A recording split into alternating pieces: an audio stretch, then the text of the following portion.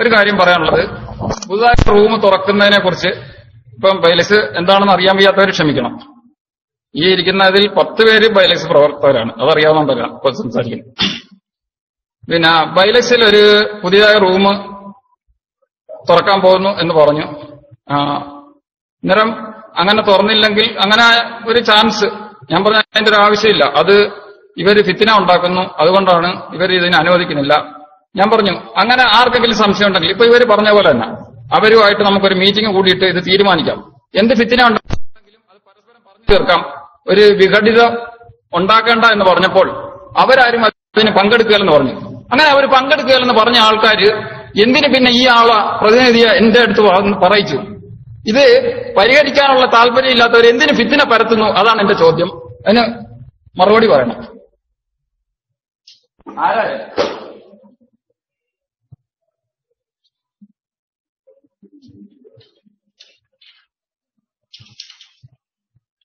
ഓരോ ചോദ്യത്തിനും മറുപടി പറയുക, ഒന്നിച്ചെല്ലാ ചോദ്യത്തിനും കൂടി മറുപടി പറയുക, 2 രീതിയിൽ സ്വീകരിക്കാം.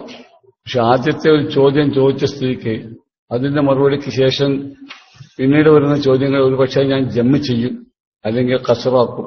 ഇത് രണ്ടും എന്റെ ഉത്തരവാദിത്തപ്പെട്ടതാണ്. ഈ ചോദ്യത്തിനുള്ള മറുപടി ഇപ്പോൾ നിങ്ങൾക്ക് കേൾക്കാമെന്ന് ഞാൻ ആഗ്രഹിക്കുന്നു. ബഹുമാനപ്പെട്ട അബ്ദുറഹ്മാൻ സലഫി അല്പം വളരെ ചുരുക്കി കാര്യം ശരിയാണെന്ന് അഭ്യർത്ഥിക്കുക.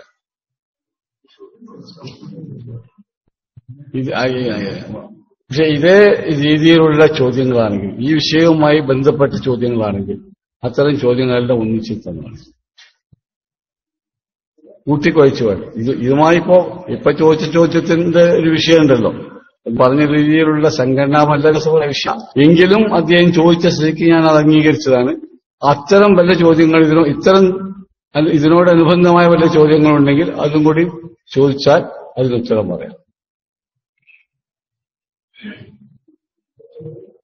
അതായത് ഇപ്പൊ ചോദിച്ച ചോദ്യം ഉണ്ടല്ലോ, അതുമായി ബന്ധപ്പെട്ട ബൈലക്സ് ഇസ്ലാമിക് ക്ലാസ് റൂമുമായി ബന്ധപ്പെട്ട ചോദ്യം വേറെല്ല.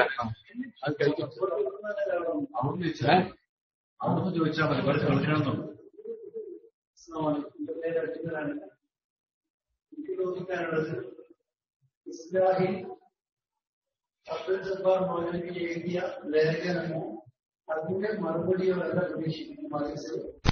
ഇപ്പൊ നിലവിൽ ബഹുമാനപ്പെട്ട പണ്ഡിത സക്കരിയ സലാഹിക്കെതിരെ എല്ലാ ഇസ്ലാഹി സെന്ററുകളിലും അദ്ദേഹത്തെ പ്രഭാഷണ സമയത്ത് കേസിലേക്ക് നൽകുന്നതിന് മാറ്റി നിർത്താൻ കാരണം ഇതായി പ്രസ്ഥാനത്തിന്റെ പ്രഖ്യാപിത ആദർശത്തിനും പ്രബോധന മര്യാദകൾക്കും വിരുദ്ധമായി അദ്ദേഹം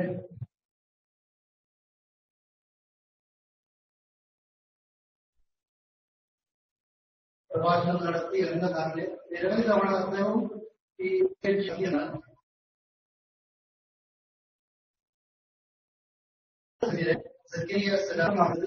ഒരുപാട് ആളുകളെ തൊഴിലേക്ക് കൊണ്ടുവരുവാനുള്ള ജീവിതത്തിൽ അദ്ദേഹത്തിന് സാധിച്ചിട്ടുണ്ട്. എന്താണ് ആ ആഘോഷ എഴുതുന്നത്? ഇപ്പോൾ രണ്ടാമതായിട്ട് എന്നാൽ നമ്മുടെ അതേ ഓഡിറ്റോറിയത്തിലും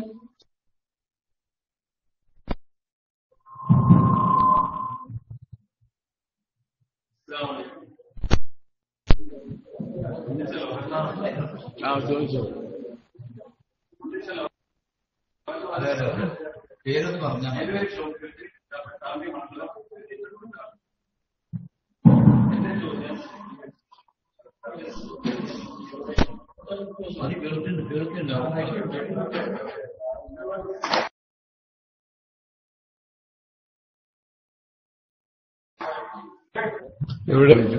ചോദിക്കൊക്കെ പേര് പറഞ്ഞാൽ മാത്രം പോരാ, സ്ഥലവും ഏത് ഇസ്ലാഹി സെന്ററിലാണെന്നും പറയാം. നിങ്ങൾ പട്ടാമ്പി മണ്ഡലത്തിൽപ്പെട്ട ആളെന്ന് പറഞ്ഞാൽ പോരാ, ഇവിടെ ഇസ്ലാഹി സെന്ററുകൾ വല്ലവരും ബന്ധപ്പെട്ടവരാണെങ്കിൽ ആ ബന്ധം കൂടി പറയാം.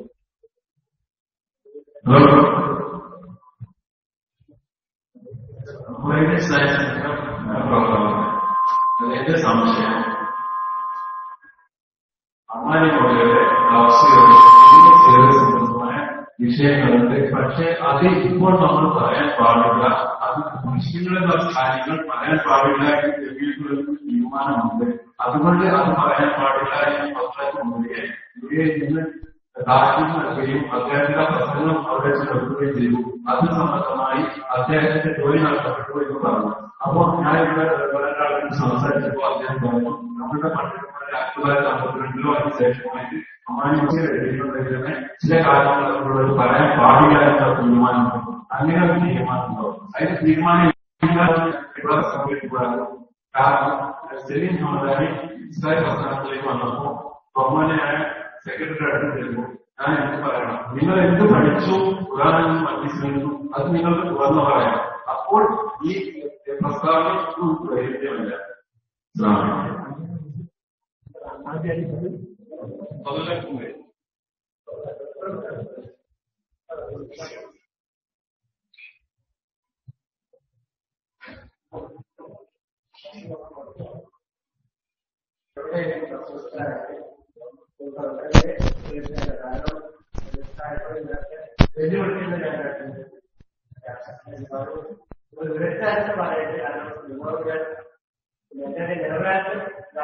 എല്ലാ പണ്ഡിതന്മാരും ഒരേപോലെ കാണുന്നു. അതുകൊണ്ട് നിങ്ങളത് സത്യം ഏതാണ് എന്നിട്ട് അതിന് പരിഹാരം നിങ്ങളെ കണ്ടെത്തി ഞങ്ങൾക്ക് തീരുമാനം.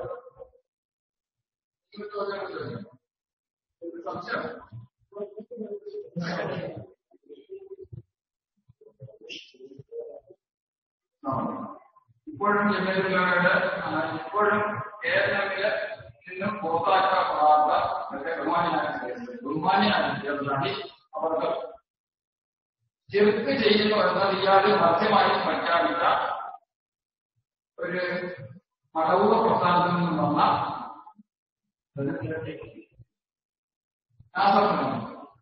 അയാൾക്കെതിരെ എന്തെങ്കിലും നടപടി ചെയ്തിട്ടോ വേറെ വിചാര പ്രസ്ഥാനത്തിൽ നിന്ന് വിചാര പ്രസ്ഥാനം പുറത്താക്കാൻ പറ്റുന്ന മനുഷ്യൻ ചെറുക്ക് ചെയ്യുന്നത് ഫസ്റ്റുമായി വന്നു. അങ്ങനെ പറയുമ്പോൾ അത് പ്രസ്ഥാനത്തെ ആശ്രയിക്കുക. അങ്ങനെ ചെറുക്ക് ചെയ്യുന്ന മനുഷ്യനെ ഇപ്പോഴും പ്രസ്ഥാനത്ത് വെച്ചുകൊണ്ടിരിക്കുന്നു. ആ മനുഷ്യനെതിരായിട്ടാണ് ഈ നാസർമായി പറഞ്ഞത്. മനസ്സിലായില്ല. എനിക്ക് മനസ്സിലായില്ല. അധ്യക്ഷൻ മനസ്സിലായി. എനിക്ക് മനസ്സിലാവും. എനിക്ക് മനസ്സിലാക്കും ശാസ്ത്രം. ഞാൻ മതി എനിക്ക് മനസ്സിലാക്കും. വ്യക്തമാണ്.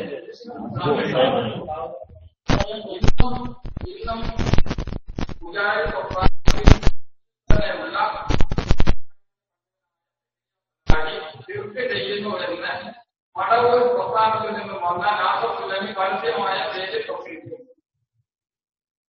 വ്യക്തമായി എവിടെ പ്രസംഗിച്ചു? പ്രസംഗിച്ചു, പരസ്യമായി പ്രസംഗിച്ചു.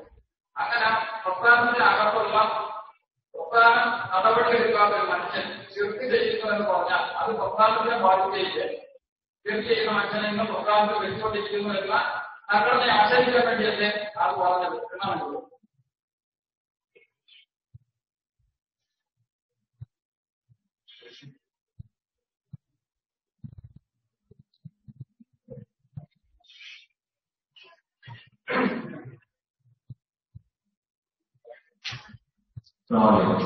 मेरे मोबाइल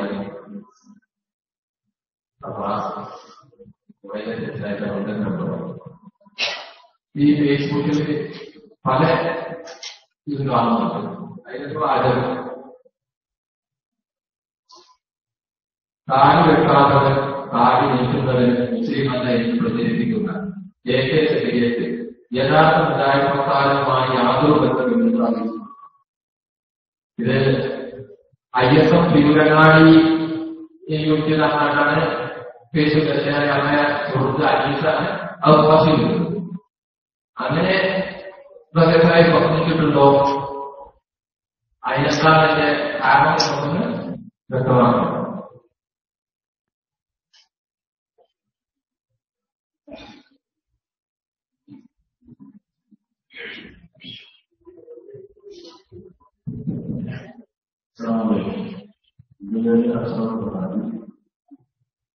ഇപ്പോൾ നിലവിലുള്ള മുജാഹിദ് പ്രസ്ഥാനത്തിലെ പണ്ഡിതന്മാരോ അല്ലെങ്കിൽ ആളുകളോ ആരെങ്കിലും തൗഹീദുമായി ബന്ധപ്പെട്ട് സംസാരിച്ചിട്ട് അത് ശുദ്ധിയിലേക്ക് എത്തിയിട്ടുണ്ടോ? ഏതെങ്കിലും ഒരു സന്ദർഭമോ എന്താണ് ഇപ്പോൾ മുന്നേറുക നമ്മുടെ ചോദ്യം.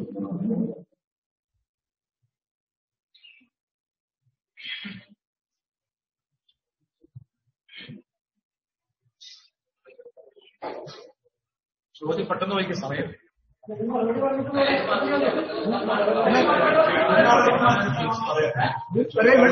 പിന്നെ വേണമെങ്കിൽ ചോദിക്കും, ഇന്നും വേണമെങ്കിൽ ചോദിക്കും.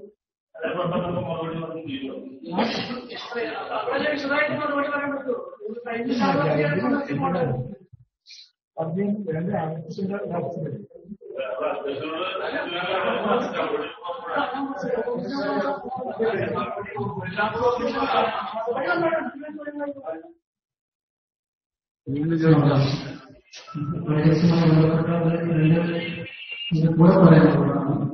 നമ്മുടെ ബഹുമാന്യരായ പണ്ഡിതന്മാരുടെ മലയാളം ഇസ്ലാമിക് ക്ലാസ് റൂമിന്റെ രീതിയിൽ പങ്കെടുക്കാറുണ്ട്. അതിന്റെ അഗ്നിമാർക്ക് മാർഗനിർദ്ദേശങ്ങൾ നൽകാറുണ്ട്. അതനുസരിച്ചാണ് ഇവരെ പോലും നമ്മളൊക്കെ ബഹുമാന്യ അക്രമത്തിന്റെ ചർച്ചകൾ പങ്കെടുത്തിട്ടുണ്ട്. നമ്മളും അതിന്റെ ചർച്ചകളും ക്ലാസുകളൊക്കെ സജീവമായി സമീപിക്കാറുണ്ട്. ആ റൂമിൽ ഒരു ബദലായിട്ടാണോ അല്ലാതെ മറുപടിയായിട്ടോ പരാജയപ്പെടുത്താനാണോ ഞാൻ പുതിയ റൂം തുറന്നത്? അതല്ല, ഔദ്യോഗിക സ്വഭാവത്തിൽ എന്റെ മനസ്സിൽ തോന്നുന്നത് ഇസ്ലാം മാസിക അനൗദ്യോഗികമായി കേരളത്തിലുണ്ട്, മാസിക ഔദ്യോഗികമായിട്ടുമുണ്ട്. അതുപോലെ ആ രീതിയിൽ പോകുന്നതാണോ? ടെക്സ്റ്റുകൾ കാണുമ്പോൾ ഇവിടെ ടെക്സ്റ്റുകൾ കാണുമ്പോൾ അങ്ങനെ പോകുന്നത് രണ്ട് റൂമുകളിൽ വളരെ മോശപ്പെട്ട വൈദ്യുതി പ്രത്യേക ആളെ കാണുന്ന ഒരു കേവല ഐഡിയ മാത്രമേ കാണൂ. ഇതിനെ വരുന്ന രണ്ട് റൂമുകളിലും വിശാലത്തിൽ പ്രവർത്തിക്കുന്നതാണോ? അത് ആ റൂമുമായി ബന്ധപ്പെട്ട കാര്യം ഒന്നാമത്തെ ദിവസത്തിന് കൂടെ പറയാനും ഉദ്ദേശിച്ചു.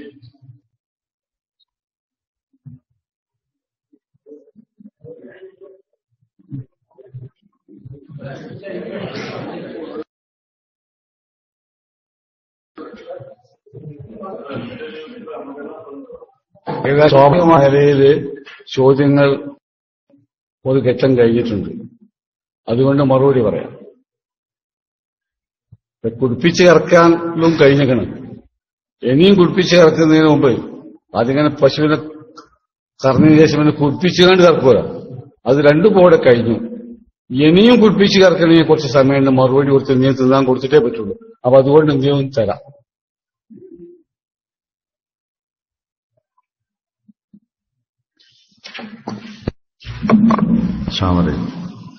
അൽഹംദുലില്ലാഹ് വസ്സലാത്തു വസ്സലാമു അലാ റസൂലില്ലാഹ്.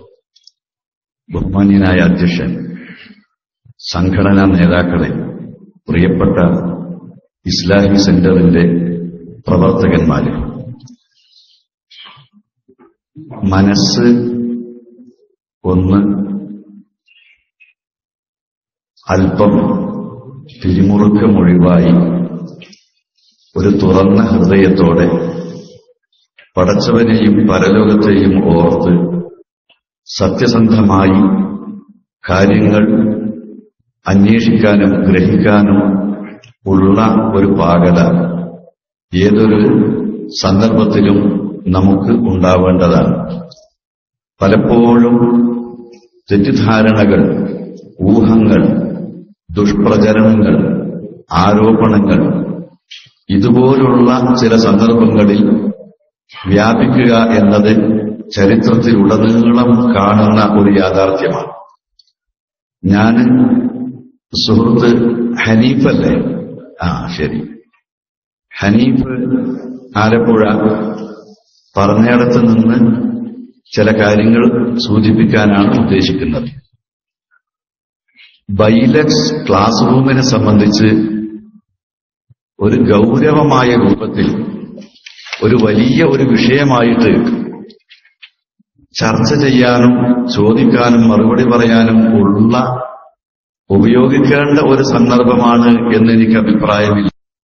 ഒരുപക്ഷെ ഈ ക്ലാസ് റൂം ആരംഭിച്ചതിന് ശേഷം ചിലരുടെ ചില ഭാഗത്തു നിന്നുള്ള സമീപനങ്ങൾ എന്തൊക്കെയോ ചില ഊഹങ്ങളും തെറ്റിദ്ധാരണകളും അതിന് അനുസരിച്ച് ചില ഇപ്പം നീല I D chop I D ഒക്കെ ഉള്ളവർക്ക് 3, 4 ഏതായിരുന്നാലും ഒന്നിലധികം ഐഡികൾ ഉണ്ടാവും. ഒരാൾ തന്നെ പല ഐഡികളിൽ പല രൂപത്തിൽ പ്രത്യക്ഷപ്പെടും. അങ്ങനെയൊക്കെ കാണുന്ന കോലത്തിലും കാണാത്ത കോലത്തിലും പ്രത്യക്ഷപ്പെടുന്ന കാലമാണല്ലോ ഇത്. അതുകൊണ്ട് ഒരുപാട് ദുഷ്പ്രചരണം നടക്കുകയാണ്. ഞാൻ ഇതിന്റെ സത്യസന്ധമായ 2 കാര്യങ്ങളാണ് പറയാനുള്ളത്. ഒന്ന്, കേരള നദ്വത്തുൽ മുജാഹിദീൻ അതിന്റെ ഈ ഒരു വർഷത്തേക്കുള്ള പ്രവർത്തന രൂപരേഖ തയ്യാറാക്കി ഈ കമ്മിറ്റിയുടെ 1ാമത്തെ കൗൺസിലിൽ അവതരിപ്പിച്ചപ്പോൾ ദഅ്വാ വകുപ്പിന്റെ ആരംഭിക്കും എന്ന് കൗൺസിലിൽ അവതരിപ്പിച്ചതും അംഗീകരിച്ചതും രൂപരേഖയിൽ ഉൾപ്പെട്ടതുമാണ്. ആ തീരുമാനപ്രകാരമാണ് കേരള നദ്വത്തുൽ മുജാഹിദീന്റെ ഔദ്യോഗിക ക്ലാസ് റൂം ആരംഭിച്ചിട്ടുള്ളത്. ഇത് ആർക്കും എതിരല്ല.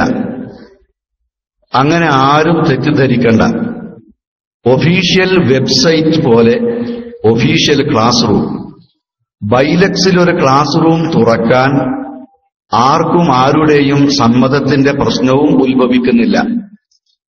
മലയാളം ഇസ്ലാമിക് ക്ലാസ് റൂം മാത്രമല്ല, മുജാഹിദ് അനുഭാവികളായ ആളുകൾ തുറന്നു പ്രവർത്തിച്ചിട്ടുള്ളത് വേറെയും ഉണ്ടായിരുന്നു. ഒരേ സമയത്ത് 2 എണ്ണം ഉണ്ടായിരുന്നു. ആ 2ഉം കൂടി ഒരുമിച്ച് പ്രവർത്തിക്കുന്നത് പലപ്പോഴും ഒന്ന് ക്ലോസ് ചെയ്ത് മറ്റേത് ആരംഭിക്കുകയാണ് ചെയ്തിരുന്നത്. ഇതല്ലാതെയും ക്ലാസ് തുറക്കാവുന്നതാണ്. അതൊരു വിഷയമുള്ള കാര്യമല്ല. പക്ഷേ സംഘടനയ്ക്ക് ഇത് തുറന്ന ആളുകൾക്ക് അവരുടെ ചില ഉദ്ദേശങ്ങളും ലക്ഷ്യങ്ങളും ഉണ്ടാവും. ആ ഉദ്ദേശ ലക്ഷ്യങ്ങൾക്കനുസരിച്ചാണ് അത് പോകുന്നത്. ഞാനും ആ ക്ലാസ് റൂമിൽ പ്രവേശിച്ച ഒരാളാണ്. എനിക്കും അതിന്റെ ശൈലി മനസ്സിലായിട്ടുണ്ട്. സംഘടനാപരമായ ചില കാര്യങ്ങളെ സംബന്ധിച്ച് അതിന് ഒരു പക്ഷേ അതിന്റെ ആളുകൾക്ക് വേണ്ട വിധത്തിൽ അതിൽ പരിഗണിക്കാൻ കഴിഞ്ഞിട്ടുണ്ടാവില്ല. അത് അവരുടെ കുറ്റമല്ല. അതിന്റെ അഡ്മിന്മാരാണ്, അതിന്റെ ഓണറും അഡ്മിന്മാരുമാണ് അത് തീരുമാനിക്കേണ്ടത്. ആ നിലക്ക് മാത്രം ഇതിനെ കണ്ടാൽ മതി. ഞാൻ ചോദിക്കട്ടെ, AP ഒരു തമാശ പറയുന്നുണ്ട്. ഈ സമയമുണ്ടല്ലോ, ഇത് അധികം പറയാൻ പറ്റാത്തതാണ്, ചുരുക്കി പറയാണ്. എന്നാലും ഒരു നാടൻ ഒരു മുതലാളി ട്രെയിന് കയറിയത്, ഒരു മുഷിഞ്ഞ വസ്ത്രം, ഒരു വേണ്ടത്ര ഒരു ആധുനികനല്ല എന്നർത്ഥം. ഫസ്റ്റ് ക്ലാസ്സിൽ ടിക്കറ്റ് എടുത്തിട്ട് മൂപ്പര് കയറി. ആ മൂപ്പര് കേട്ടിട്ടുണ്ട് ഈ ട്രെയിനിൽ കോട്ടും സൂട്ടും ഇട്ട കൊള്ളക്കാരുണ്ടാവും. അപ്പൊ ഇയാൾ കയറിയപ്പോ ഒരാൾ കോട്ടും സൂട്ടും ഇട്ടിട്ട് ഇയാൾ ഇങ്ങനെ നോക്കുക. അപ്പൊ ഇയാൾക്ക് സംശയം, ഞാൻ കേട്ടത് ശരി തന്നെയാണ്, മൂപ്പര് ഇന്റെ പോക്കറ്റ് അടിക്കാൻ വേണ്ടിയാണ് ഇന്നെ നോക്കണേ. അപ്പൊ ഇയാൾ അങ്ങോട്ടും നോക്കൽ തുടങ്ങി. അപ്പൊ അയാൾക്ക് തോന്നി, ഇതെന്താ ഒരു നാടൻ കാക്ക ഫസ്റ്റ് ക്ലാസ്സിൽ കയറിയിരിക്കുന്നത്. ചില പോക്കറ്റ് അടിക്കാര് കള്ളന്മാരിങ്ങനെ ഫസ്റ്റ് ക്ലാസ് ടിക്കറ്റ് കൊടുത്തിട്ട് നമ്മളെപ്പോലത്തെ പോക്കറ്റ് അടിക്കാൻ വേണ്ടി വന്നിരിക്കുന്നുണ്ടാവും എന്ന് കേട്ടിട്ടുണ്ട്. 2 ആളും അങ്ങോട്ടും ഇങ്ങോട്ടും നോക്കി അടുത്ത സ്റ്റേഷൻ വരെ ട്രെയിനിൽ പോവുക. സ്റ്റേഷനിൽ വണ്ടി നിർത്തിയപ്പോ ഇറങ്ങി നേരെ ഓടുന്നത് സ്റ്റേഷൻ മാസ്റ്റർ എത്തിക്കാൻ. ഇയാളിന്റെ പോക്കറ്റ് അടിക്കാൻ നോക്കുക, അയാളിന്റെ പോക്കറ്റ് അടിക്കാൻ നോക്കുക. 2 ആളും പൈസ കൊടുത്തിട്ട് ഫസ്റ്റ് ക്ലാസ് ടിക്കറ്റ് എടുത്തിട്ടാണ് ഈ വണ്ടി കയറിയിരിക്കുന്നത്. പിന്നെ അങ്ങോട്ടും ഇങ്ങോട്ടും ഇങ്ങനെ നോക്കേണ്ട ഒരാവശ്യമല്ല. മലയാളം ഇസ്ലാമിക് ക്ലാസ് റൂം അതിന്റെ ശൈലിയും സ്വഭാവവും അനുസരിച്ച് പോയിക്കോട്ടെ. കേരള നദ്വത്തുൽ മുജാഹിദീന് ഒഫീഷ്യൽ ക്ലാസ് റൂം തുറക്കാൻ തീരുമാനമെടുത്തത്, നടപ്പിൽ വരുത്തിയത് അതങ്ങനെയും ആവട്ടെ. ഒരാൾ അതിലെ പാടില്ല, അത് നടക്കൂല. ഇതാണ് ഒന്ന്. രണ്ടാമത്തെ ഒരു കാര്യം തുറന്നു പറയാ എന്നുള്ള നിലക്ക് വിചാരിച്ചാൽ മതി, വേറൊന്നുമില്ല. അവര് മനസ്സ് തുറന്നു പറയാം. ഞാന് യാദൃശ്ചികമായി ഇതില് ഒരിക്കൽ സംസാരിച്ച് അങ്ങനെയാണ് വന്നത്. 6 or 7 തുടർച്ചയായി ഞാൻ അതിൽ ക്ലാസ് എടുത്തിട്ടുണ്ട്. അപ്പൊ അതിനിടയ്ക്ക് അതിൽ നിന്ന് വരുന്ന PM അതിലൂടെ ചിലതൊക്കെ മനസ്സിലാവുമല്ലോ. അങ്ങനത്തെ ചില കാര്യങ്ങളൊക്കെ ഞാൻ പിന്നെ തൽക്കാലം, എനിക്കാണെങ്കിലോ സൗകര്യം ഉണ്ടാകില്ല. ഞാൻ എറണാകുളത്ത് ഒരു ഖണ്ഡന പ്രസംഗം കഴിഞ്ഞ് എന്റെ ലാപ്ടോപ്പ് തോളിലിട്ട് പോയി ഒരാളുടെ വീടിന്റെ കൊലായയിലിരുന്ന് ഈ സമയമായപ്പോ ആ ഗണന പ്രസംഗം കഴിഞ്ഞിട്ട് അവിടെ ഇരുന്ന് ഇത് ഓൺ ചെയ്തിട്ടാണ് എന്റെ ക്ലാസ് ഞാൻ നടത്തുന്നത്. അത്ര ത്യാഗം സഹിച്ച് ഞാനതിൽ ക്ലാസ് എടുത്തിരുന്നു. 6 or 7 ക്ലാസ്. എന്റെ ക്ലാസ് കേട്ടവർക്ക് അറിയാം എന്റെ ശരി എന്ത് ചെയ്യും. പിന്നെ ഞാൻ അത് എന്റെ പോരാമായി ഞാൻ പങ്കുവെച്ചു. ഒഴിവില്ല, ആരോട് ആദ്യമില്ല. പോട്ടെ. വീണ്ടും ഒരു സംഭവം ഉണ്ടായത്. അതിന് 3 സാക്ഷികളുണ്ട്. ഹനീഫ് കായക്കൊടി, അതുപോലെ അനസ് മൗലവി, ശംസുദ്ദീൻ പാലത്തും തുടക്കത്തിലുണ്ട്. ഈ ജിന്ന് വിഷയങ്ങൾ വല്ലാതെ അതിലൂടെ വന്നുകൊണ്ടിരിക്കുക. അത് നമ്മുടെ പ്രസ്ഥാനം ജമിയത്തുൽ ഉലമ എടുത്ത തീരുമാനത്തിന് അനുസൃതമായ വിധത്തിലല്ല വരുന്നത്.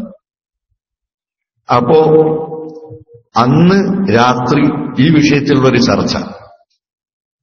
അപ്പൊ ഇവര് ആവശ്യപ്പെട്ടു ആ ചർച്ച അതിൽ പങ്കെടുത്തിട്ട് നമ്മൾ ഔദ്യോഗികമായ നിലപാട് പറയാം. ഞാൻ ഉടനെ തന്നെ പറഞ്ഞു, കേരള ജമിയത്തുൽ ഉലമയുടെ ഔദ്യോഗിക നിലപാട് പറയാൻ അതാണ് ആവശ്യപ്പെടേണ്ടത്. അത് മെസ്സേജ് കൊടുത്തു, മറുപടി തിരിച്ചു വരുന്നില്ല. അവസാനം ഫോൺ ചെയ്തു. ആലോചിച്ചു പറഞ്ഞത്, ഇന്ന് ഏതായിരുന്നാലും ഞങ്ങൾ വേറെ മടവൂരികൾക്കുള്ളൊരു മറുപടിയായിട്ടാണ് ഉദ്ദേശിക്കുന്നത്. അപ്പൊ ആ നിലയ്ക്ക് എല്ലാവരും കൂടിയിട്ടുള്ളതായിക്കോട്ടെ, ശരിയായിക്കോട്ടെ. ആരും ഒന്നും അതിനും പറഞ്ഞില്ല. ഈ ഔദ്യോഗികമായത് മാത്രം ഇതിൽ പറയാൻ പാടില്ല, സംഘടനയുടെ ഔദ്യോഗിക തീരുമാനം പറയാൻ പാടില്ല എന്ന് വന്നുകൊണ്ടല്ലോ. ഇന്ന് വരെ അത് പറയാനുള്ളൊരു സന്ദർഭം ഉണ്ടായിട്ടില്ല. പിന്നെ ഒരു ദിവസം അബൂ ഇഹ്സാൻ എന്നെ നേരെ വിളിച്ചു. എനിക്കറിയാം ബഷീർ എരമംഗലത്തെ, ഇതിലുള്ള പേര് മാത്രമല്ല ആളെ തന്നെ അറിയാം.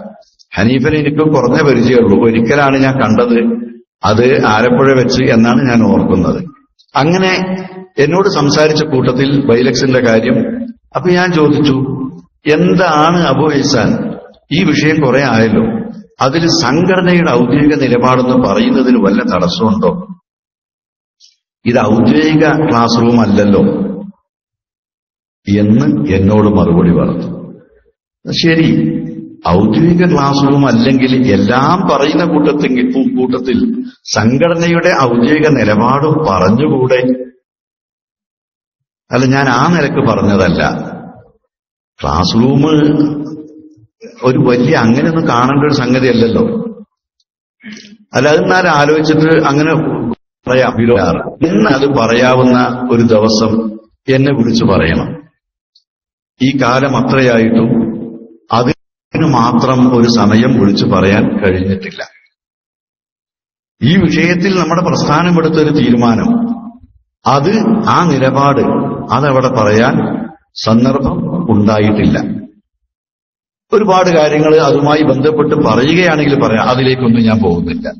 പിന്നെ ഇവിടെ ജിദ്ദയിൽ സംഘടനയുടെ ഏറ്റവും ഉയർന്ന നേതൃത്വം, KNMന്റെ പ്രസിഡന്റ്, ജമിയത്തുൽ ഉലമയുടെ സെക്രട്ടറി, KNMന്റെ സെക്രട്ടറിയും ജമിയത്തിന്റെ ട്രഷററും, ഞാനും KNMന്റെ അസിസ്റ്റന്റ് സെക്രട്ടറിയും ജമിയത്തിന്റെ അസിസ്റ്റന്റ് സെക്രട്ടറിയും KNMന്റെ ഒരു സെക്രട്ടറിയുമാണ്. അതേപോലെ ഹനീഫ് കായക്കൊടി. ഞങ്ങൾ ഇത്ര ആളുകൾ പങ്കെടുക്കുന്ന ഒരു പരിപാടി. ആ പരിപാടി ബൈലക്സിൽ പ്രക്ഷേപണം ഇതിൽ ക്ലാസ് ഉൾപ്പെടുത്താൻ വേണ്ടി ആവശ്യപ്പെട്ടപ്പോൾ അതൊരു സംഘടനയുടെ പരിപാടിയല്ലേ എന്നാണ് അവിടുത്തെ സംഘാടകർക്ക് ലഭിച്ച മറുപടി. അവിടെ ഇങ്ങനെ കാര്യങ്ങൾ അന്വേഷിച്ചുകൊണ്ട് മാത്രമല്ല, അദ്ദേഹം തന്നെ ചോദിച്ചിട്ടുണ്ട്, പരിപാടിത്തെ തീരുമാനിച്ചത് കൊടുക്കണം എന്ന മറുപടിയും പറഞ്ഞു. അപ്പൊ ഇന്നതും ഒക്കെ നേരെ തീരുമാനിക്കാൻ തന്നെ അപ്പളക്കപ്പള കൊടുത്തിട്ടില്ലേ? അങ്ങനെ ചെയ്തിട്ടുണ്ട്. അത് അഡ്മിന്മാർക്ക് അറിയാം, ഹനീഫിക്കറിയാം. അപ്പൊ അത് ഞാൻ എണ്ണി പറയണമെങ്കിൽ എനിക്ക് ഇവിടെ ഇംഗ്ലീഷ് പറയാം. അങ്ങനെ ചെയ്തിട്ടുണ്ട് പലപ്പോഴും. ഇത് ചെയ്യാൻ പറ്റില്ല. ശരി, ജിദ്ദ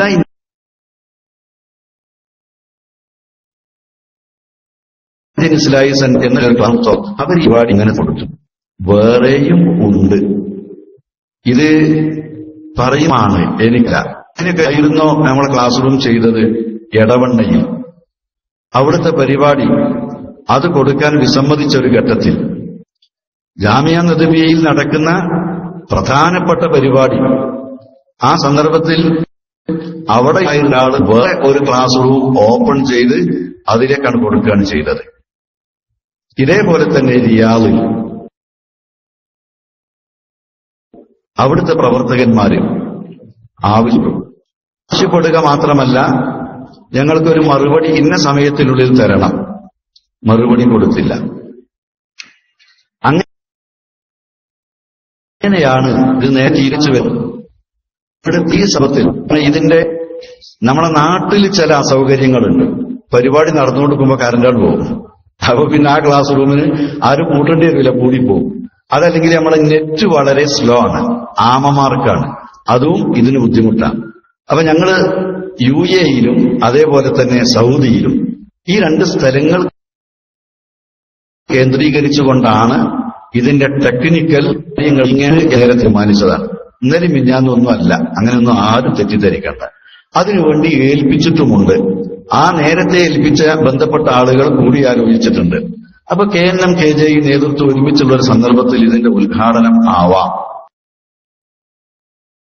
അങ്ങനെയാണ് ഇതിന്റെ ഉപയോഗിച്ചുകൊണ്ട് ഞാൻ പറഞ്ഞതാണ്. ഇന്നലെ ഞങ്ങളോട് ദമാമിൽ വെച്ചതേ ചോദ്യം വന്നു.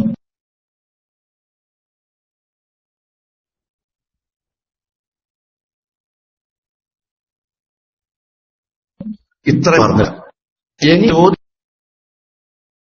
ചോദ്യമാണെങ്കിൽ ഇന്നത്തെ കാര്യങ്ങൾ ഇത്ര വെച്ചാൽ ഒരു കുഴപ്പമില്ല. KNM ഔദ്യോഗിക ക്ലാസ് റൂമിനെ സംബന്ധിച്ച് ആ റൂമിന്റെ ഉത്തരവാദപ്പെട്ട ആളുകൾ ദുഷ്പ്രചരണം എതിരെ ആമിൽ സംസാരിക്കുകയും മോശമായ ഈ ഒരക്ഷൻ പറയാൻ സാധിച്ചാൽ ആ ക്ലാസ് റൂമിനെതിരിൽ KNM ഔദ്യമായി ഒന്നും പറയാം. അതാണ് കാണേണ്ടത്. എനിക്കൊക്കെ വേല അറിയോ? 1 ഈ ആദർശമുള്ളതാണ്, 2 ഈ സംഘടനയുടെ ഭാഗമാണ് എന്നതാണ്. ഈ ആദർശം പോയി കഴിഞ്ഞാൽ ഒരു വിലയും ഒരു ഗുണവും നമുക്കാർക്കുമില്ല. നമ്മളെ ക്വാളിറ്റി മുഴുവൻ പോയി. 2 ഈ സംഘടനയിൽ നിന്ന് പുറത്തു പോയി കഴിഞ്ഞാലും കഴിഞ്ഞ്. അപ്പൊ ചിലപ്പോ നമുക്കിങ്ങനെ തോന്നും, ഗൗളിയുടെ മനഃശാസ്ത്രം ഉണ്ടല്ലോ, വിട്ടത്തിന്റെ അടിയിൽ പറ്റി പിടിച്ചിരിക്കണ പല്ലി. എനിക്ക് തോന്നുക ഞാനാണ് ഈ പ്രസ്ഥാനത്തെ താങ്ങി നിർത്തുന്നത്. അത് വെറും ഒരു വിഡ്ഢിത്തമാണ്. ആ ഉത്തരത്തുമല്ല ഞാൻ പറ്റി പിടിച്ചിരിക്കുന്നത്, ഉത്തരല്ലെങ്കിൽ ഞാനില്ല. ഗൗളി പല്ലിയല്ല ഉത്തരം താങ്ങി നിർത്തുന്നത്, അത് പല്ലി ഓർക്കുന്ന നല്ലതാണ്. ഞാന് നേരെ മറിച്ച് ഇതിവിടെ നിലനിന്നാലേ ഞമ്മക്ക് ഇതിന്റെ കൂടെ കൂടി അങ്ങോട്ടും ഇങ്ങോട്ടും പോകാൻ കഴിയുള്ളൂ എന്ന് നമ്മൾ വിചാരിക്കുക. KNM എന്ന് പറയുന്ന സംഘടന അത് നിലനിർത്തുക, അതിന് താങ്ങാവുക. എന്ത് KNM, എന്ത് KJU, ഞങ്ങളില്ലെങ്കിൽ ഒന്നുമില്ല എന്ന് ഞാനോ സംഘടനയുടെ പ്രവർത്തകന്മാരോ വേറെ വല്ലതിന്റെ പ്രവർത്തകന്മാരോ വിചാരിക്കരുത്. ഇതുകൂടി മനം കുതിപ്പിച്ച കാര്യമാണ്. ഇതേപോലെ തന്നെ ഹനീഫ് പറഞ്ഞ ഒരു സംഗതിയുണ്ട്. ബാക്കി മറ്റേ കാര്യങ്ങള് സംഘടനയുടെ ഏറ്റവും ഉത്തരവാദപ്പെട്ട പ്രസിഡന്റ് തന്നെ ഉള്ളതുകൊണ്ട് പ്രസിഡന്റ് പറയും. നാസർ സുല്ലമി പ്രസംഗിച്ചു, സക്കരിയ സ്വലാഹി ശിർക്ക് ചെയ്തിരിക്കുന്നു എന്ന്. അങ്ങനെ ഒരു പരാതി സക്കരിയ സ്വലാഹിയിൽ നിന്ന് KNM-ന് ലഭിച്ചിട്ടില്ല. നാസർ സുല്ലമി ഉള്ളത് റിയാദ് ഇന്ത്യൻ ഇസ്ലാഹി സെന്ററിലാണ്. ഞങ്ങൾ റിയാദ് ഇന്ത്യൻ ഇസ്ലാഹി സെന്ററിൽ അവിടുത്തെയും മറ്റുള്ള സ്ഥലങ്ങളിലെയും ദാഴിമാർക്ക് വേണ്ടി പകൽ 10 മുതൽ നേരം 5 മണി വരെ ആ കൂട്ടത്തിൽ പങ്കെടുത്ത് നാസർ സുല്ലമിയുണ്ട്. വേറെ അവിടെയുള്ള എല്ലാ ദാഴിമാരെയും വിളിച്ചിട്ടുണ്ട്. ഒരു കുട്ടി പോലും ഇങ്ങനെ ഒരു പരാതി, ഒരാക്ഷേപം അവിടെ ഉന്നയിച്ചിട്ടില്ല. അതേപോലെ തന്നെ അവിടെ എല്ലാവരും പങ്കെടുത്ത കൺവെൻഷൻ, അവിടെ ഓരോരുത്തർക്കും ഇഷ്ടമുള്ളത് ചോദിക്കാനുള്ള സന്ദർഭം. പക്ഷെ ഇവിടുത്തെ പോലെ മൈക്ക് കൊടുത്തിട്ടല്ല, എഴുതി തരാൻ പറഞ്ഞതാണ്. അപ്പൊ അതുകൊണ്ട് എഴുതി തന്നു. ആ കൂട്ടത്തിൽ ഇങ്ങനെ ഒരു ചോദ്യം ഒരാളും എഴുതിയിട്ടില്ല. ഇങ്ങനെ ഒരു പരാതി അത് ശരിയായി ഉള്ളതാണ് എങ്കിൽ ആ പരാതി കിട്ടിയാലാണ് അതിനെ സംബന്ധിച്ച്, നേരെ മറിച്ച് ഇവിടുന്നാണ് ഇങ്ങനൊരു കാര്യം പറയേണ്ടത് അവിടെ നിന്നാണ്. അങ്ങനെ ഒരു കാര്യം KNMന്റെ അടുക്കൽ പരാതി വന്നാൽ അപ്പോൾ അതിനെപ്പറ്റി അന്വേഷിക്കും. എന്തുകൊണ്ട് പറഞ്ഞു, പറഞ്ഞതിന് തെളിവുണ്ടോ എന്നുള്ള കാര്യം അന്വേഷിക്കും. അതിനനുസരിച്ചാണ് ബാക്കി കാര്യങ്ങൾ വിഷയത്തിൽ ചെയ്യുക. പിന്നെ ഒരു കാര്യം കൂടി എനിക്ക് സൂചിപ്പിക്കാനുള്ളത്, എനിക്ക് കൂടുതൽ ബന്ധമുള്ള ഒരു കാര്യമായതുകൊണ്ട്, ബന്ധം എന്ന് പറഞ്ഞാൽ അങ്ങനെയല്ല, ഞാനിപ്പോ കഴിഞ്ഞ ന്റെ ഖുർആൻ ഭാഷയിലുള്ളത് ഖുർആൻ ക്ലാസ് നടത്തരുത് ഫതുൽ ഹക്ക് ഉമരിയോടോ ഏതെങ്കിലും ദാഴിയോടോ പറഞ്ഞിട്ടില്ല. അങ്ങനെ ഒരു തീരുമാനവും ഇല്ല. ഫതുൽ ഹക്ക് ഉമരി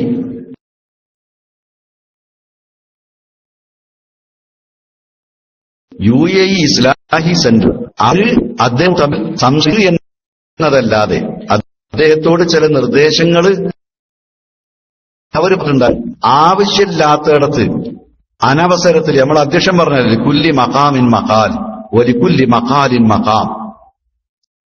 അതേപോലെ കെല്ലിമിന്നാസ അലാ ഖദ്രി ഉഖൂലിഹിം അതുഹിബ്ബൂന അൻ യുകദ്ദബ അല്ലാഹു വറസൂലു.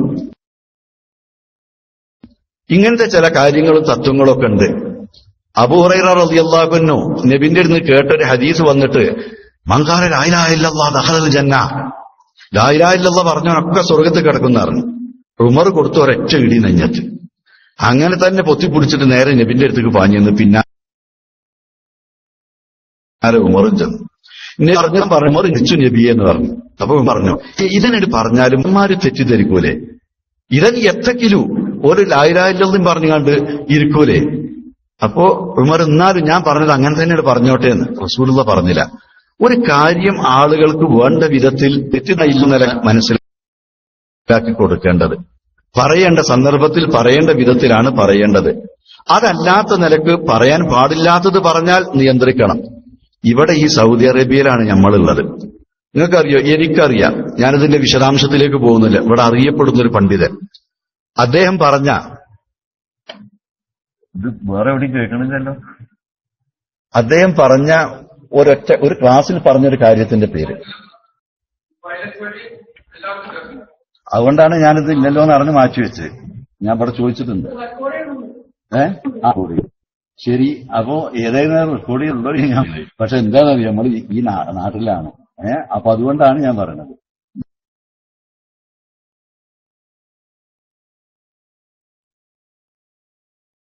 അമാന്റെ പരിഭാഷയിലുള്ളതാണ് എന്ന് പറഞ്ഞാണ്ട് എടുത്ത് അത്തരം പണികളാണ് ചെയ്യാൻ പാടില്ലാത്തത് എന്നേ ഉള്ളൂ. അവിടെ അങ്ങനെ ഒരു തീരുമാനം എടുത്തിട്ടില്ല എന്നുള്ളത് എനിക്ക് അറിയാം.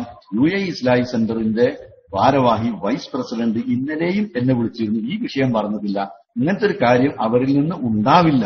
അതേപോലെ തന്നെ പിന്നെ അതാണ് ആ കാര്യത്തെ സംബന്ധിച്ച് പറയാനുള്ള കേരള നേതൃത്വത്തിൽ മുജാഹിദീനും തീരുമാനമില്ല. UAE അങ്ങനെ ഒരു തീരുമാനം അമാനുമോദിന്റെ ഖുർആൻ പരിഭാഷയിൽ ഇന്ന സൂറത്ത് ഇന്ന ഭാഗം ഇത് ക്ലാസ് എടുക്കാനേ പാടില്ല എന്ന് തീരുമാനമെടുത്ത അങ്ങനെ ഒരു ഇസ്ലാഹി സെന്റർ KNMനൊട്ട് ഉണ്ടാവില്ല.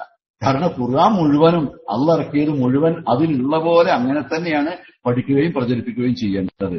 ഈ രണ്ട് സംഗതികളാണ് എനിക്ക് സൂചിപ്പിക്കാനുള്ളത്. ഒരു കാര്യം കൂടി ഞാൻ പറഞ്ഞോട്ടെ. നിലവിലുള്ള ഏതെങ്കിലും ദാഴിമാര് ഇങ്ങനെ ഈ തൗഹീദിന് എതിരായിട്ട് ശിർക്കിലേക്ക് എത്തിക്കുന്ന തരത്തിലുള്ള എന്തെങ്കിലും പറഞ്ഞിട്ടുണ്ടോ എന്നാണ്. ആരും പറയരുതെന്നാണ് നമ്മുടെ ആഗ്രഹം. പക്ഷേ പറഞ്ഞിട്ടുണ്ട്. സംഘടന അത് കൃത്യമായി വേണ്ട വിധത്തിൽ കൈകാര്യം ചെയ്തിട്ടുണ്ട്, തീരുമാനമെടുത്തിട്ടുണ്ട്. ഒരാളെ നമ്മുടെ സംഘടനയിൽ നിന്ന് പുറത്താക്കിയിട്ടും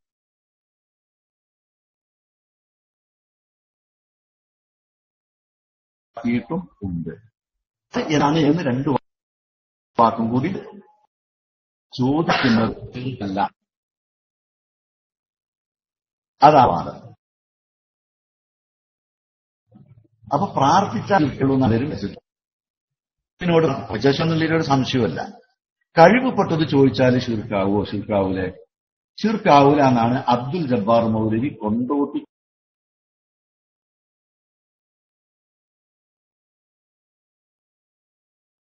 നമ്മളെ ബുക്കിലാണ്. കൊല്ലം ഇന്നത്തേക്ക് 5 കഴിഞ്ഞ 6ാമത്തെ കൊല്ലം. എന്നിട്ട് ഈ 6 കൊല്ലങ്ങൾ എവിടെ ഇരുന്നു ഉറങ്ങിയിരിക്കുന്നു എന്ന് ഞങ്ങൾ അങ്ങനെ ചോദിക്കേണ്ട. അന്ന് മുതൽക്ക് ഇതിന്റെ പണി തുടങ്ങിയിട്ടുണ്ട്. ആ 7 ഖുറാഫികൾ തിരിച്ച് ഇതാകാൻ വേണ്ടി തുടങ്ങിയപ്പോ അനസ് മൗലവി, ഹുസൈൻ സലഫി, അബ്ദുറഹ്മാൻ സലഫി, അബ്ദുൽ ഖാദർ ഹാജി, നാണി ഹാജി, ഈ 5 ആളുകൾ അയാളെ അടുത്ത് പോയി സംസാരിച്ചു. ഇതുകൊണ്ട് നമുക്ക് പ്രശ്നങ്ങളുണ്ട്, നിങ്ങൾ ഇതൊന്ന് തിരുത്തണം. ഖുറാഫികളെ നമ്മളെ പിന്നാലെ വല്ലാതെ കൂടുന്നുണ്ട്. അയാൾ പറഞ്ഞു ഞാൻ തിരിച്ചു. അവസാനം നിങ്ങൾ തിരിച്ചുകൊള്ളു. ആ വാക്കുമ പിടിച്ചിട്ട് ഞങ്ങൾ പോകണം. കാരണം ഇതും എങ്ങനെയെങ്കിലും ഇയാളെ പിന്നെയും പറഞ്ഞു തന്നാക്കാരോ. ഒരാളെഴുതുണ്ടാകുമ്പോൾ എന്നുവെച്ചാൽ പുറത്താക്കുന്ന പരിപാടി നമ്മളെ പ്രസ്ഥാനത്തിലില്ല. അങ്ങനെ നിങ്ങൾ ആരും തെറ്റിദ്ധരിക്കരുത്. അത് ഇവരൊക്കെ അത്രയും കാലം 50 കൊല്ലം ഇതിന് നേതൃത്വം കൊടുത്തു നിന്ന ആളാണ് ടി. അതിനേക്കാൾ പ്രായമുള്ള ആളാണ് അഹമ്മദ് അൽ മദനി, പിന്നെ എം എം മദനി, അങ്ങനെ തന്നെ. അപ്പൊ ഈ നിലക്കുള്ള ആളുകളാണ് ഇവരൊക്കെ. ഞാനൊക്കെ പിന്നെ കുറച്ചും കൂടി ചെറുപ്പാന്ന് പറയണമെങ്കിൽ 52 വയസ്സ് എനിക്ക് വയ്ക്കുന്നു. എന്നാലും ഞാൻ വളരെ ചെറുപ്പാന്നാ ഞാൻ പറയല്. തല നരച്ചിട്ടുണ്ടെങ്കിലും ഞങ്ങൾക്ക് കുറച്ചും കൂടി ഒരു വികാരത്തിലൊക്കെ സംസാരിക്കും. പക്ഷെ ഇവരൊന്നും അങ്ങനെയല്ല. ചിലപ്പോ നിങ്ങൾ എന്താണ് പല വിഷയങ്ങളും പറയുമ്പോൾ അതല്ലാതെ ഒരാളെ അഭിപ്രായം അവിടെ ഒരാൾക്ക് നടപ്പാക്കാൻ കഴിയും. അത് വളരെ കൂടിയാലോചിച്ച് അവധാനതയോടെ സൂക്ഷ്മതയോടെ ചർച്ചകൾക്ക് ശേഷം ശൂറയ്ക്ക് ശേഷം അന്തിമമായി തീരുമാനമെടുക്കുന്നത് അത്ര ആലോചിച്ചിട്ടാണ്. ഈ പ്രശ്നം വന്നു. അവസാനം എന്താ വെച്ചാൽ തിരുത്തങ്ങൾ കൊടുത്തിപ്പോയി. അനസ് മൗലവിയും ഹുസൈൻ സലഫിയും കൂടി നാണിയാജിന്റെ പെരിയിൽ ഇരുന്നിട്ട് ആ തിരുത്തയി. ആ തിരുത്ത് അലിസ്ലായിൽ പ്രസിദ്ധീകരിക്കാൻ കൊടുത്തു. മാസങ്ങൾ കഴിഞ്ഞിട്ടും വന്നില്ല. അവസാനം അതിന്റെ അഡ്മിന്മാര് പറഞ്ഞാൽ എന്താന്ന് പറയല്, ഇപ്പൊ ബൈലക്സ് എന്നാണ് അഡ്മിന്മാർ വരുന്നത്, അതിന്റെ പത്രാധിപ സമിതി. ആ പത്രാധിപ സമിതിയില് ഒരാള് ശക്തമായി, ആളെന്നിപ്പോ പറയില്ല, വേണ്ടി എന്നാതൊക്കെ ഞാൻ പറയുന്നത്. അപ്പൊ കഴിഞ്ഞിടത്തോളം നമ്മള് ഒരേ മനസ്സിൽ നമ്മളെല്ലാ ആളുകളും നല്ല നിലക്ക് തന്നെ പോകാനാണല്ലോ. അപ്പൊ അതുകൊണ്ട് ഒരാളെ പറ്റി ഇങ്ങോട്ട് വെറുതെ മനസ്സിലും പോകണ്ട. വളരെ അത്യാവശ്യം നിങ്ങൾക്ക് തോന്നുന്നുണ്ടെങ്കിൽ മാത്രമേ പറഞ്ഞാൽ മതിയില്ല. അതുകൊണ്ടാണ് ആരെങ്കിലും ഉണ്ടോ എന്ന് ഇങ്ങനെ ചോദിച്ചപ്പോൾ പറയാതിരുന്നാല് തെറ്റിദ്ധാരണ വരും. അതുകൊണ്ടാണ് അത് പറയുന്നത്. പിന്നെ അയാള് ഇത് നിങ്ങൾ തിരുത്തി കൊടുത്തിട്ടില്ലെങ്കിൽ എന്റെ ഈ നാവ് കൊണ്ട് ഇത് വാങ്ങണം വായിക്കണം എന്ന് ഒരുപാട് ഞാൻ പറഞ്ഞിട്ടുണ്ട്. ഇത് വാങ്ങരുത് വായിക്കരുതെന്ന് ഞാൻ പറയും എന്ന് അദ്ദേഹം പറഞ്ഞതിന് ശേഷമാണ് തിരിച്ചത്. അപ്പൊ ജബ്ബാർ മൗലവിക്ക് മാത്രമല്ല ഈ വാദം എന്ന് മനസ്സിലായല്ലോ. ചുരുക്കി പറഞ്ഞ അതങ്ങനെ കൊടുത്തെങ്കിലും പിന്നെ ഇതിന്റെ പിന്നിൽ ഇങ്ങനെ പിന്നെ കുറച്ചൊക്കെ എല്ലാവരും കുഴപ്പം വരാത്ത ന്യായീകരണമൊക്കെ നടത്തി നോക്കിയിട്ടുണ്ട്. ഇതിന് കഴിച്ചിലാകാൻ വേണ്ടി കുഴപ്പം വരാത്താന്നാ ഞാൻ പറഞ്ഞത്. കാരണം എന്താ വെച്ചാൽ നമ്മളെ കൂട്ടത്തിൽ നിൽക്കുന്ന ആൾക്കാരല്ല. എപ്പോഴും നമ്മൾ പല കാര്യങ്ങളും അങ്ങനെയാണ്, ഇത് ശരിയാക്കാന്ന് വിചാരിച്ചിട്ട് മാക്സിമം നമ്മളിത് ഇങ്ങനെ അഡ്ജസ്റ്റ് ചെയ്തു. പക്ഷെ ഒരു ശിർക്കിനെ ന്യായീകരിച്ചുകൊണ്ട് ഞാൻ സംസാരിച്ചിട്ടില്ല. എന്റെ കാര്യം എനിക്ക് തീർത്ത് പറയാൻ സാധിക്കും. എന്നാൽ ഒരാളെ വേദനിപ്പിക്കാത്ത നിലക്ക് പരമാവധി സൂക്ഷ്മത പുലർത്തിയിട്ടുണ്ട്. വ്യക്തികളെ കുറ്റം പറഞ്ഞ് ചീത്ത പറഞ്ഞു തരണ പതിവ് കുറവാണ്. അപ്പോ ഇത് വന്നതിന്റെ ശേഷം നമ്മൾ എന്ത് ചെയ്തു, ഇങ്ങനെ തിരിച്ചു കൊടുത്തു. അത് കഴിഞ്ഞ് പല ആളുകളും ഇങ്ങനെ അവിടെ ഇവിടെ ക്ലാസ്സിലും മറ്റും മറിച്ചൊക്കെ ഇത്തരത്തിലുള്ള ആശയം പറഞ്ഞപ്പോ അവരെ വിളിച്ചിട്ട് സ്വകാര്യമായിട്ട് അവരോട് നിങ്ങൾ ഇത് പറഞ്ഞിറക്കരുത്, ഇത് പറഞ്ഞ് സാധാരണക്കാരിൽ എത്തിക്കഴിഞ്ഞാൽ ഇതുകൊണ്ട് ഫിത്തനയാണ് ഉണ്ടാകുക, ഇതുകൊണ്ട് വലിയ കുഴപ്പമാണ് ഉണ്ടാകുക. അതുകൊണ്ട് ഇത് പ്രഭാഷണങ്ങളിൽ ക്ലാസ്സുകളിൽ നിങ്ങൾ പറയരുത്, നിങ്ങൾ സ്വന്തം ഇങ്ങനെ എന്താ പഠിക്കുന്നത് അത് സമ്മതിച്ച് അവർ പോയി. പക്ഷെ പരാതികൾ പലയിടത്തും അവിടെ അങ്ങനെ അപ്പൊ മൂന്നാമത്തെ ഘട്ടം അവർ എല്ലാ ഘടകങ്ങളും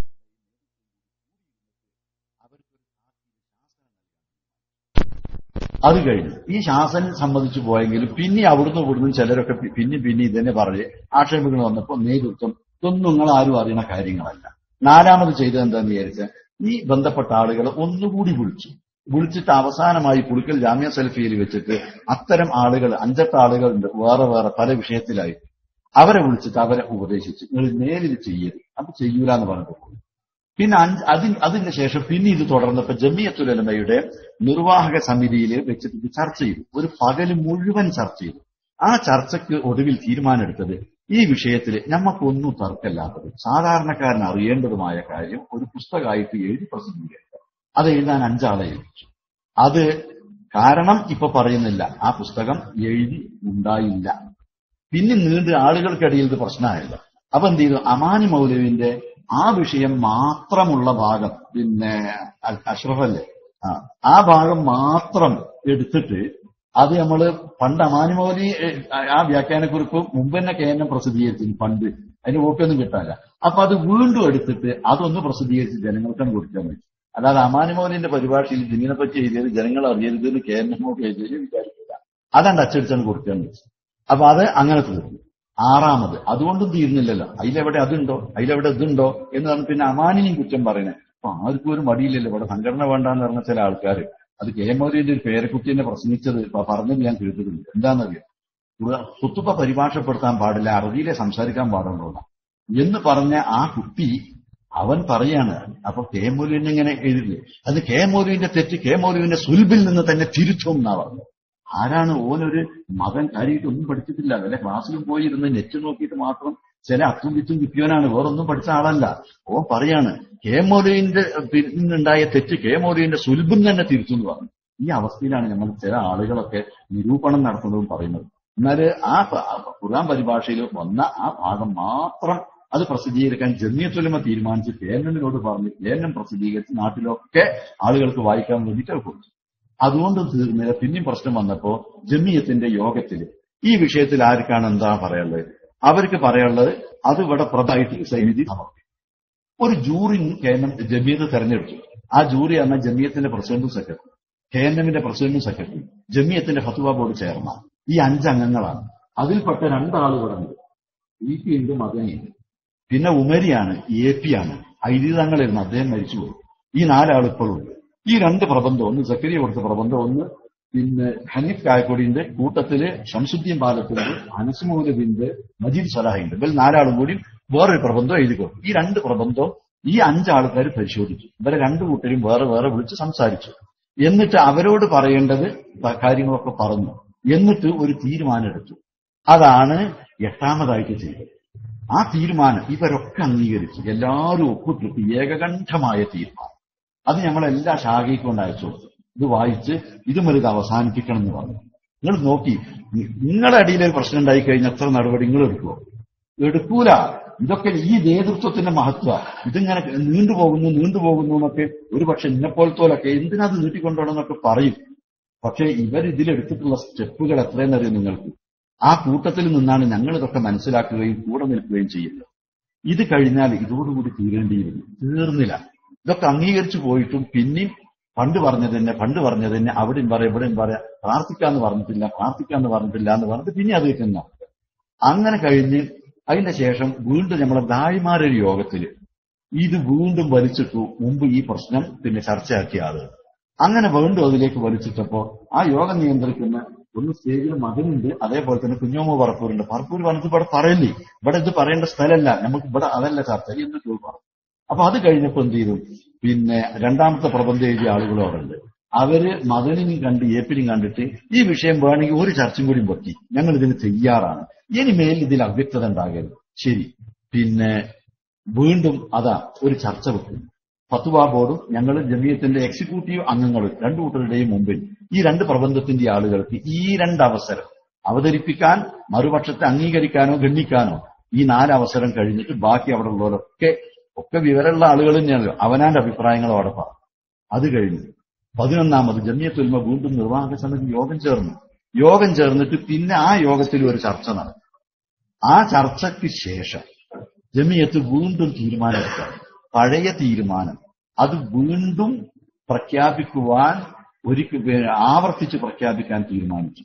മാത്രമല്ല, ഈ തീരുമാനം ഇനി നമ്മുടെ പ്രവർത്തകന്മാർക്ക് വിശദീകരിച്ചു കൊടുക്കണം, ജില്ലാടിസ്ഥാനത്തിലും ആവശ്യമുള്ള സ്ഥലങ്ങളിലും എന്ന് KNM-നോട് KJ കൊണ്ട് ആവശ്യപ്പെട്ടു. 11 അപ്പോ അതെ, ആ കൂട്ടത്തിൽ ഞാൻ മറന്നുപോയി പൊതുവെ പറഞ്ഞു. ഇത് ആരെങ്കിലും ഇനി ഈ തീരുമാനത്തിന് എതിരിൽ സംസാരിക്കുകയോ പ്രവർത്തിക്കുകയോ ചെയ്താൽ അവർക്കെതിരിൽ ഉചിതമായ നടപടി സ്വീകരിച്ച് KJU-വിനെ അറിയിക്കേണ്ടതാണ് എന്നാണ് KJU KNM-ന് നിർദ്ദേശം.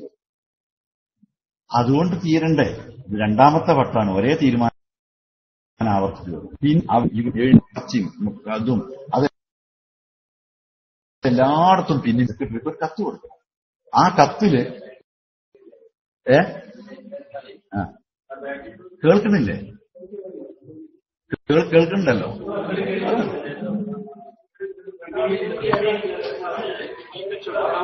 ആയിക്കോട്ടെ, ഞാൻ വെക്കാം. അത് ഒഴിവാക്കിയ അല്ല പിന്നെ